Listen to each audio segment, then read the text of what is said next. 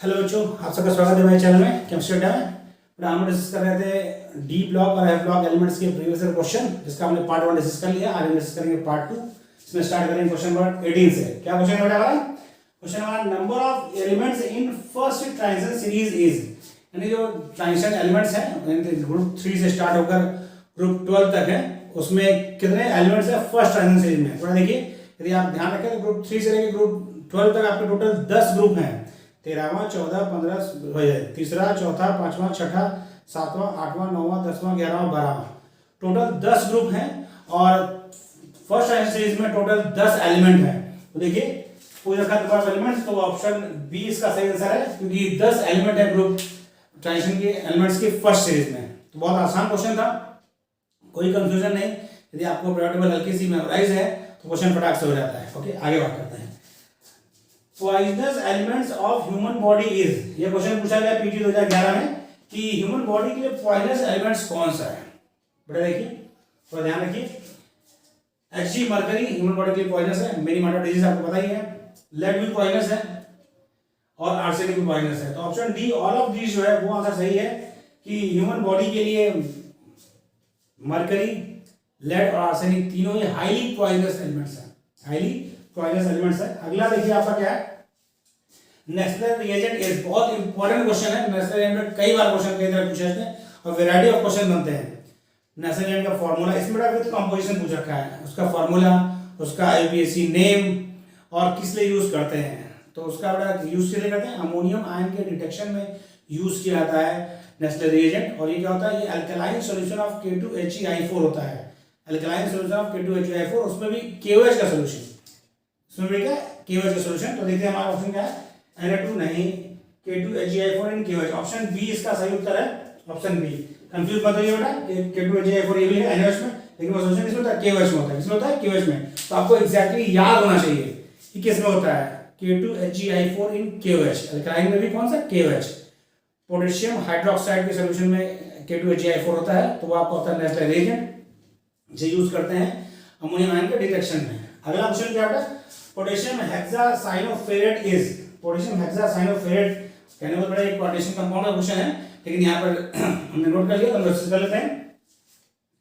Potassium hexacyanoferrate तो देखिए बड़ा आयरन की मतलब की सेकेंडरी ऑक्सीडेशन स्टेट 2 होनी चाहिए, 6 साइनो ग्रुप होना चाहिए और पोटेशियम होना चाहिए। ध्यान देखा है पहले इस वाले में, ध्यान दीजिए आयरन आपका +3 स्टेट में, इसमें क्या है, इसमें +3 स्टेट में है, इस वाले में किसमें स्टेट में, इस वाले में +4 स्टेट में, ऑक्सीडेशन स्टेट से क्वेश्चन हो जाएगा।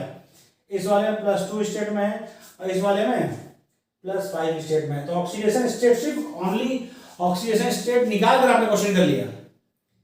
कैसे निकालते हैं ऑक्सीडेशन, आपको पता है कैसे निकालते हैं? सारे एलिमेंट्स का ऑक्सीडेशन स्टेट को देख लेंगे। पोटेशियम क्या है, एल्कली मेटल है, तो +1 होगी उसका ऑक्सीडेशन स्टेट। साइनाइड आपका Cn- होता है, Cn- पे -1 चार्ज है, तो उसका ऑक्सीडेशन स्टेट क्या हुआ, -1 हुआ। तो और उसके बाद हमको इसका निकालना है x का, Fe का, उसको x मान लेंगे, सबका अलजेब्रिक सम लेंगे, इक्वल टू 0 होगा, x की वैल्यू निकाल लेंगे। तो इसमें आपका आएगा +3, इस वाले में +4, इस वाले में +2, इस वाले में +5। हमारा क्वेश्चन में क्या था, ऑक्सीडेशन +2 रखा है, तो ऑप्शन सी इस क्वेश्चन का सही उत्तर है। बहुत ही आसानी से, बहुत ही कम समय में क्वेश्चन हो गया। अगला देखिए क्वेश्चन नंबर 22, यह क्वेश्चन बेटा पूछा गया पीजी 2011 में। अगला क्वेश्चन क्या है, which of the following pair has same size. Same size का क्वेश्चन जब भी आता है तो अपने दिमाग में गांठ बांध के रखिए, हाफनियम और जर्कोनियम पर ही सबसे ज्यादा क्वेश्चन पुटअप होता है, क्योंकि बेटा क्वेश्चन अक्सर पूछा जाता है, रिपीट होता रहता है। अब यहाँ पर बेटा क्या क्या आयनिक, उसमें आयंस में दे रखा है। सीधी बात है, जो एटम्स का साइज सेम होगा, जब वो सेम नंबर ऑफ कैटायनिक बनाएंगे तो उसमें उनका साइज सेम होगा। तो हाफ जर्कोनियम और हाफनियम का बेटा देखिए, एक आपका दे रखा है, यहाँ पर दोनों +4 में है और इसमें जर्कोनियम +2 में और हाफनियम +4 में दिया, तो नहीं होगा, ऑप्शन सी होगा, क्योंकि दोनों क्या है, सेम ऑक्सीडेशन स्टेट में है। क्योंकि इनके एलिमेंटल स्टेट में इनका जो एटॉमिक स्टेट था वहां पर इनका साइज लगभग सेम था। तो जब ये कैटायन फॉर्म करेंगे तो वहां भी क्या होगा, साइज इनका लगभग सेम रहेगा।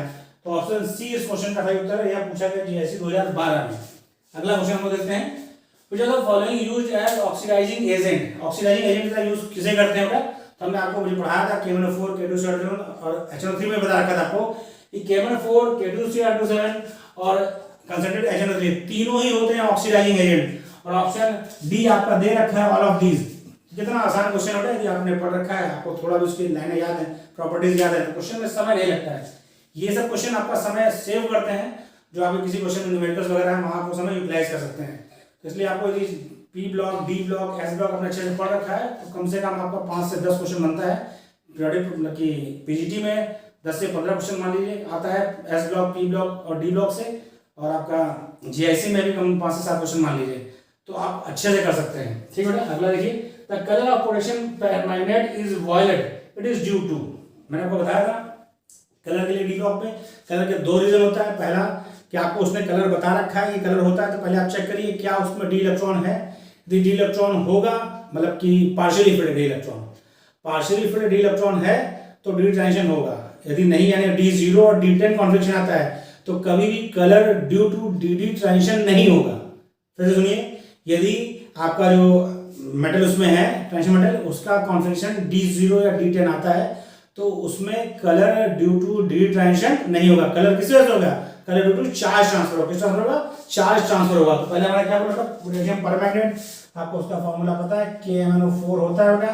Mn का ऑक्सीडेशन स्टेट निकालना है, पोटेशियम कितनी होती है? +1, तो +1 × 1 एक आपका पोटेशियम है, और हमको Mn का पता करना है, 4 × -2 = 0, x = क्या आएगा? +7 आएगा। x = +7 का मतलब यहाँ पर क्या है? D0 है, क्योंकि क्या होता है लास्ट शेल का 4s2 3d5 होता है। Mn का 4s2 3d5 का मतलब 7 + 7 हो गया, तो 4s से 2 इलेक्ट्रॉन निकल जाएंगे और D के भी 5 इलेक्ट्रॉन निकल जाएंगे। तो D0 कॉन्फिगरेशन होगा कब? KMnO4 में। तो D0 कॉन्फिगरेशन है तो डी ट्रांजिशन नहीं होगा। कलर होता है आपका KMnO4 पिंक कलर का, तो वर्ड कलर का, तो उसका वजह क्या होती है? उसकी वजह होती है सिर्फ और सिर्फ चार्ज ट्रांसफर। तो हम ऑप्शन पे आते हैं, डी ट्रांजिशन नहीं होगा, इलेक्ट्रॉन का अंतरण नहीं होगा, 5 अंतर इलेक्ट्रॉन गलत है, नन ऑफ दीज। इस क्वेश्चन का ऑप्शन नन ऑफ दीज होगा। बहुत कंफ्यूजन की जरूरत नहीं है, याद रखिए कलर है तो आपका पार्शियली फिल्ड डी होगा, यानी D0 और D10 कभी भी डी ट्रांजिशन नहीं देते हैं। बचा कौन आपका? बचा आपका D1 से लेकर D9 तक होगा, और यदि वो कंपाउंड कलर है तो रीजन होगा डी ट्रांजिशन। यदि D0 आपका कॉन्फिगरेशन है फिर भी कंपाउंड कलर है, तो रीजन होता है ड्यू टू चार्ज ट्रांसफर। कहां से? From ligand to metal, from ligand to metal, ये ध्यान रखना है। अगला क्वेश्चन देखिए, which of the following will give colour ion.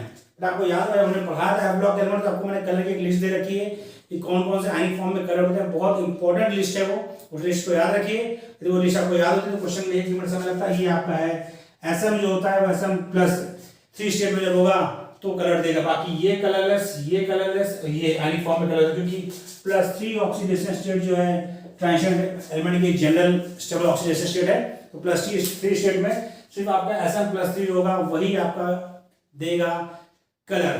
इसके अलावा बाकी ये तीनों होते हैं कलरलेस। क्या होते हैं बेटा? कलरलेस। इसे कॉपी कर लिया बेटा, रीजन जो आपको बताया उसे याद रखिए, और ज्यादा से ज्यादा क्वेश्चन को प्रैक्टिस करिए और रिवीजन स्टार्ट करिए, क्योंकि हम लोगों ने जो है atomic structure, periodic property, chemical bonding, S block, P block, D block, F block, ये सब पढ़ रखा है। तो आपके पास काफी मटेरियल इकट्ठा हो गया है, उसका रेगुलर रिविजन करिए, इसको कॉपी करिए, फिर आगे क्वेश्चन लाते हैं आपको। कॉपी कर लीजिए।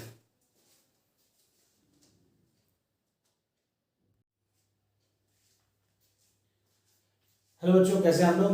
हम लोग जो है डी ब्लॉक एलिमेंट्स का प्रीवियस क्वेश्चन डिस्कस कर रहे हैं बेटा। उसमें पार्ट 2 का ये लास्ट क्वेश्चन है, पार्ट 1 में डिस्कस कर लिया है। तो क्वेश्चन नंबर 26 देखते हैं बेटा। ये क्वेश्चन पूछा गया जीआईसी 2015 में। जीआईसी 2015 का क्वेश्चन है, बहुत ही आसान क्वेश्चन। देखिए क्या क्वेश्चन है, which of the following ions have smallest size. सबसे छोटा साइज किसका होगा? तो आपको हमने बताया था जब हम लोग बेटा पढ़ रहे थे ग्रुप में, एफ ब्लॉक में क्या होता है, जब आगे बढ़ते हैं ग्रुप में, क्योंकि नीचे नहीं पाता है क्योंकि पहले चलता है, जैसे आगे बढ़ते जाएंगे क्या होगा, एटॉमिक रेडियस जो है घटता जाएगा। क्यों घटता जाएगा? क्योंकि ड्यू टू लैंथनाइट कॉन्ट्रैक्शन, भाई जो इलेक्ट्रॉन भर रहा है वो इनर एफ से आउटर भर रहा है, और एफ की स्क्रीनिंग या श्रेणी क्या होती है बेटा? निग्लिजिबल होती है।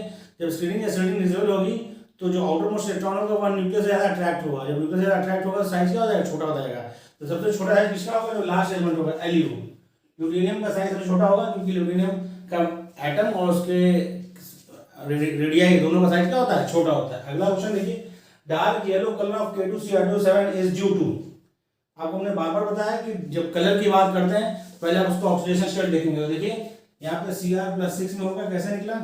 ये बात करें तो 2 पोटेशियम को होता है +1 प्लस Cr को निकालना है 2x + 7 × -2 सब मिला के 0, 2x इक्वल टू कितना आएगा 7 दूनी 14 और ये 2 कम हो जाएगा तो 12 प्लस 12 तो x इक्वल टू क्या आएगा +6। तो +6 स्टेट में क्रोमियम +6 स्टेट में तो क्या होता है क्रोमियम +6 में तो क्रोमियम का क्या होता है क्रोमियम होता है 1s2 2s2 2p6 3s2 3p6 4s1 और 3d5 ये होता है। तो जब 6 निकल जाएगा तो ये क्या 3d 0 हो गया ना। और आपको पता है कि डी ऑर्बिटल का एलिमेंट है मतलब डी ब्लॉक का एलिमेंट है और डी 0 है तो colour due to d transition तो होगा नहीं, क्योंकि डी ट्रांजिशन के लिए क्या चाहिए कि आपको इलेक्ट्रॉन चाहिए तो D partially field D orbital चाहिए। डी 0 यदि आपका कलर्ड है तो रीजन सिर्फ एक होता है चार्ज ट्रांसफर। क्या होता है ड्यू टू चार्ज ट्रांसफर। कहाँ से फ्रॉम लिगेंड टू मेटल। तो ligand to metal charge transfer की बात किया है, ligand field transfer d transfer charge transfer. Option C charge transfer की बात हुई है, लिगेंड फील्ड ट्रांसफर की नहीं। चार्ज ट्रांसफर की वजह से आपका K2SO7 का भी कलर होता है और K1O4 का भी कलर जो होता है वहां भी Mn क्या होता है +7 में होता है तो वो भी D0 है। तो पोटेशियम परमैंगनेट और पोटेशियम डाइक्रोमेट इन दोनों का colour due to charge transfer. यदि पूछे चार्ज ट्रांसफर कहां से तो लिगेंड टू मेटल कैसा होता है सिंबल उसका L से M, ligand to metal charge transfer की का कलर होता है।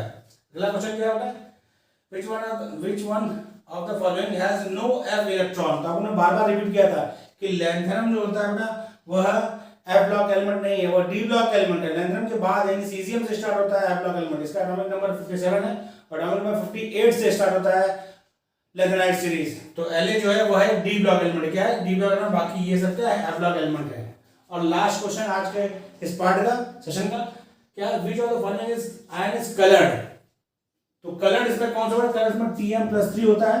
आपको बड़ा हमने पूरा एक लिस्ट दिया है 4f सीरीज का कौन आयन का कौन सा कलर हो कौन सा नहीं होगा, वो बहुत इंपॉर्टेंट है। f ब्लॉक एलिमेंट्स के लेक्चर में उसको दे रखा है मैंने, उसे आप जरूर से जरूर याद रखिए क्योंकि उस पर कई बार क्वेश्चन पूछा जा चुका है कौन कलर है कौन कलरलेस है। वहां पे आप अंदाज नहीं लगा पाएंगे, आपको याद ही रखना होगा। तो इसमें Tm+3 आपका जो है कलर है, बाकी ये कलरलेस ये कलरलेस ये कलर तीनों कलरलेस है। इसी के साथ हमारा लेक्चर कंप्लीट हो रहा है। आपको करना ही होगा क्वेश्चन सारे करने के बाद रिवीजन का टाइम निकालिए और आप जो भी चीज़ आपको पढ़ाई जा चुकी है हमारे लेक्चर्स कंप्लीट हो चुके हैं उनको टाइम डिसाइड करके लगभग रोज एक चैप्टर को आप रिवाइज फटाफट करते रहिए। रिवीजन नहीं होगा तो क्योंकि सिलेबस आगे जब बढ़ता है तो पीछे का सिलेबस का बोझ बढ़ता जाता है, आगे पढ़ने का भी बढ़ता है रिवीजन का भी बढ़ता है। तो यदि आप रिवीजन नहीं करेंगे तो 15-20 दिन बाद जब देखेंगे तो आप लोगों को ऐसा लगेगा कि आप सब भूल चुके हैं। उसका टाइम निकालिए, लगभग दिन में 1 से 1.5 घंटा पर डे रिवाइज भी करिए पुराना। और जब रिवाइज करते रहेंगे तो आप देखेंगे 10-15 दिन बाद आपको फिर प्रेशर नहीं क्रिएट होगा, फिर कोई प्रेशर क्रिएट नहीं होगा, सिलेक्शन आपका इजीली हो जाएगा। टाइम मैनेज करना स्टार्ट करिए क्योंकि आप समय काफ़ी आगे बढ़ चुका है, इसलिए अपना टाइम मैनेज करना स्टार्ट करिए। Thank you.